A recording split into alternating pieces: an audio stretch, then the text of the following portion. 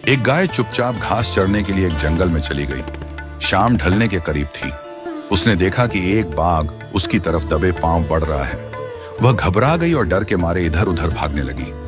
वह बाघ भी उस गाय का शिकार करने के पूरे मूड में था, तो उस गाय के पीछे दौड़ने लगा। दौड़ते दौड़ते गाय को सामने एक बड़ा तालाब दिखाई दिया।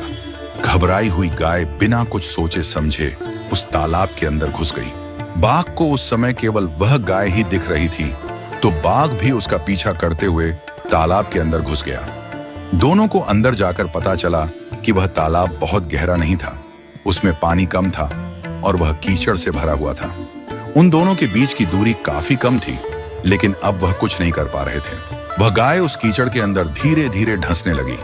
वह बाघ भी उसके पास होते हुए भी उसे पकड़ नहीं पा रहा था और बाघ भी कीचड़ के अंदर धंसने लगा।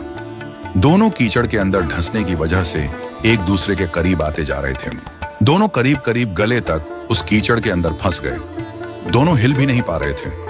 कीचड़ के अंदर धंसे होने की वजह से दोनों का शरीर बिल्कुल भी हिल नहीं पा रहा था और गाय के करीब होने के बावजूद भी वह बाघ उसे पकड़ नहीं पा रहा था। थोड़ी देर बाद गाय ने डरते हुए उस बाघ से पूछा, क्या तुम्हारा कोई गुरु या मालिक है? बाघ ने थोड़ी देर तो कुछ सोचा और फिर बाघ ने गुर्राते हुए कहा, मैं तो जंगल का राजा हूं, मेरा कोई मालिक नहीं है, मैं खुद ही जंगल का मालिक हूं। मैं क्या करूंगा किसी गुरु का? सब मेरे से डरते हैं, तो मुझे किसी मालिक और गुरु की कोई जरूरत नहीं।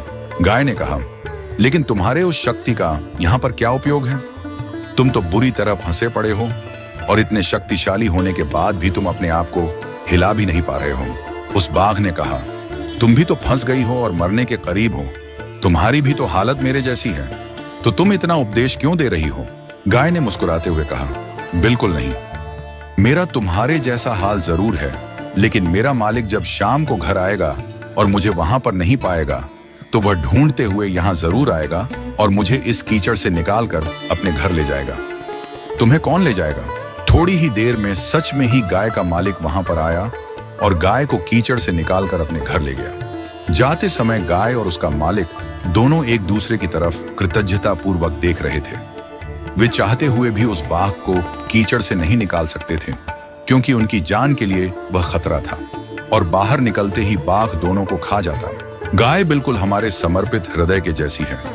बाघ हमारे अंदर का अहंकारी मन है और गाय का मालिक सद्गुरु का प्रतीक है और कीचड़ ये मायावी संसार है जिसमें हम सब रहते हैं। और गाय और बाघ के बीच का संघर्ष बिल्कुल अस्तित्व की लड़ाई के जैसा है।